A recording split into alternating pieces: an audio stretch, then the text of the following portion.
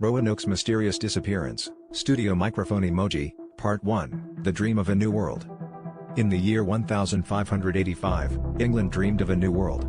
A place across the vast Atlantic Ocean, full of promise, wealth, and danger. Queen Elizabeth I had granted a charter to Sir Walter Raleigh, giving him permission to explore and colonize the land known as Virginia, named in honor of the Virgin Queen herself. Raleigh never went to America himself, but he was determined to plant an English colony there, one that would rival the power of Spain. In 1585, the first group of settlers arrived on Roanoke Island, off the coast of present-day North Carolina. They built a small fort and began exploring the area. But the colony struggled. Food ran short. Relations with local Native American tribes were tense. And the settlers were unprepared for the harsh conditions. After less than a year, the first group gave up. They abandoned the colony and returned to England. But Sir Walter Raleigh would not accept failure. In 1587, a second expedition was launched. This time, the goal was not just exploration, it was permanent settlement. The new group consisted of around 115 people, men, women, and children. Among them was John White, an artist and mapmaker, chosen as the colony's governor.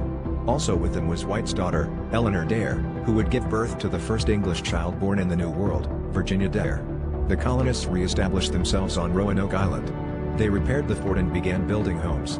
But soon, they faced the same problems as the first group. Supplies were running low, and tensions with the local tribes were rising again. The settlers begged John White to return to England and bring back the tools, weapons, and food they needed to survive.